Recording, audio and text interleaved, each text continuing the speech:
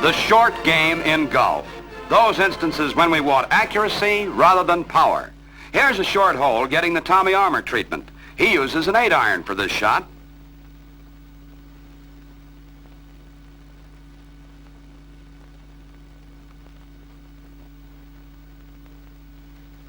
However, you can play it with less loft and make it run up. Tommy uses a 6-iron for this.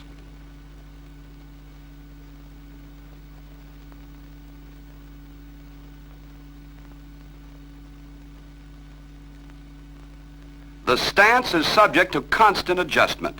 Here's a stance for a full backswing. But as your lie gets closer to the cup, the feet come closer together, the backswing is not as full, and the position of the ball moves in closer and back toward the right foot. The stance becomes more open, the grip goes lower on the club, and the backswing is shortened. Finally, the shot is played principally with the arms and hands and with very little body action.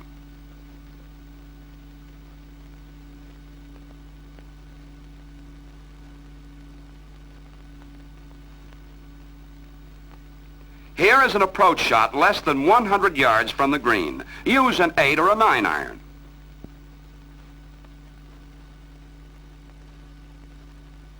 This is the kind of accuracy that saves strokes. Again, you might not want to loft the shot, but run it up. Tommy uses the 6-iron.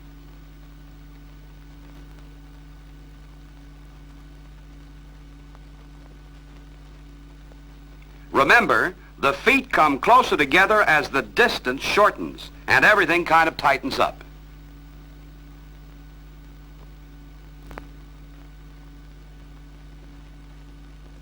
At this point of play, there are no second chances to make up lost yardage. A bad hit means a lost stroke. For that shot, don't rotate your wrists. Do it this way.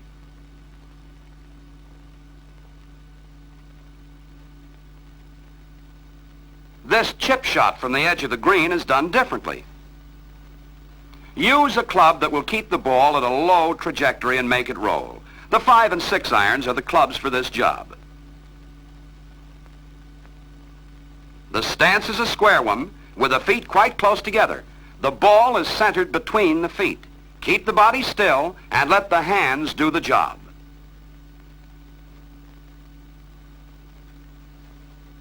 That, my friends, is chipping.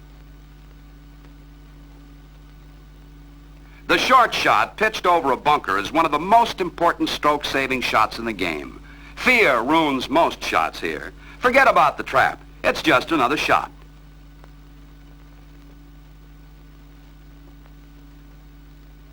Simple, isn't it? This shot is usually played with a 9-iron or a flanged niblick, commonly called a wedge. The shot is played from an open stance with the feet close together. The hand should be well in front of the ball and the weight definitely on the left foot. Your weight must not shift during the shot. Watch it in slow motion. Take more backswing than you think you may need. The ball, popping up in the air, will cut down distance surprisingly.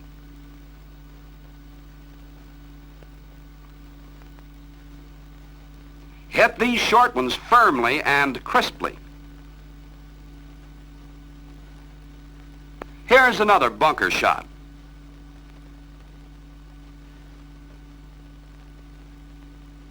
Just a short swing is used.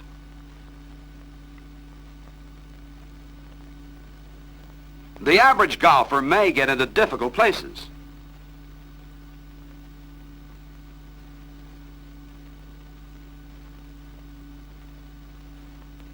There are no special tricks for this lie. It's the same short pitch shot that's used in so many places.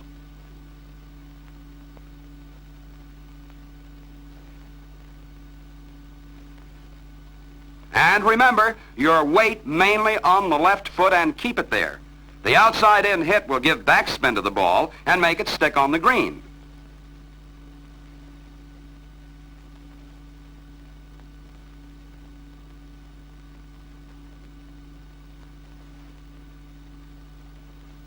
When your ball drops on a sloping fairway, a fairly common circumstance, an adjustment in stance must be made.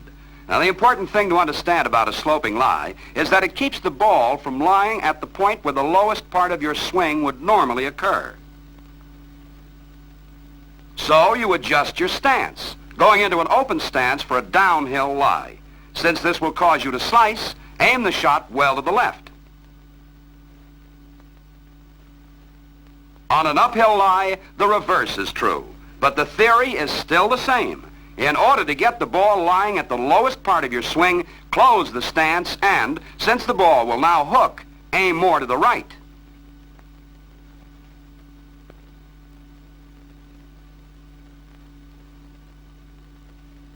And now we come to the dreaded nemesis of the average player, the sand trap. But don't let it throw you. It's not that tough if you know what you're doing.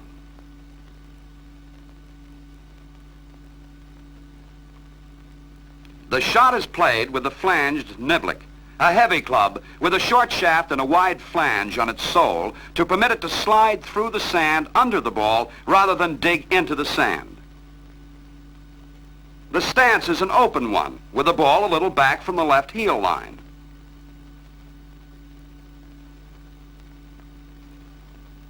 The feet should be flat and solid on the sand. In the address, the club head is not allowed to touch the sand.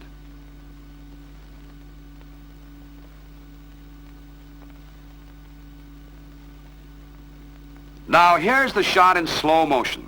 Since the sand, rather than the club face, actually contacts the ball, there will be no spin on the ball. The club strikes the sand 2 or 3 inches behind the ball and goes right through. Never stop the club after the ball comes up, but keep it going.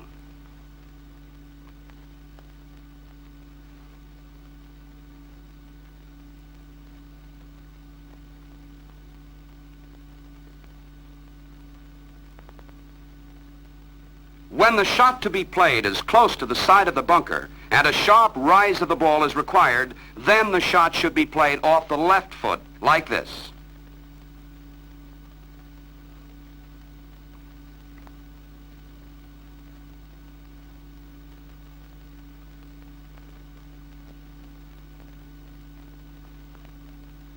Well, that covers most of the clubs, except the putter. That one is a problem.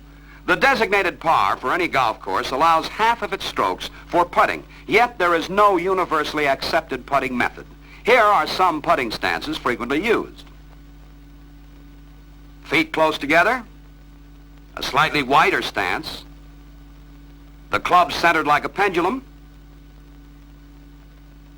weight definitely on the left foot, the right foot forward. And as for putting grips, some golfers prefer the reverse overlap or variations of it in order to get better right-hand control of the club. Others keep the same grip for the putter that they use with the other clubs. Some have even tried putting one-handed. Your pro can show you a dozen variations to choose from.